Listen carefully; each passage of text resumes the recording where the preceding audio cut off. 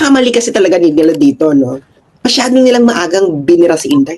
Si Senator Amy nagkwento nito sa mga public interviews niya, na yung PR consultant daw ng admin, ang advice was really na to bring Inday as early as possible. Sinize up na nila si Inday na alam nila na hindi nila talaga kayang itumbayan ng mabilisan. 2 years before the election might be very, very difficult for them. Pagkatapos too risky kasi wala na silang wing room. Wala na sila may isip, nalabas na nila lahat.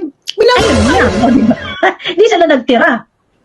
Bex, lahat na. Kung ikaw, pati yung pag-withdraw ng bangko, ginagawa mong issue, wala ka ng issue. Nakarambala. Pinukpok nyo na si Inday. Ano pa bang sisirain nyo sa kanya? Sinira nyo ng pangalan niya. Hinanin nyo yung mga tao niya. Ano pa gagawin nyo?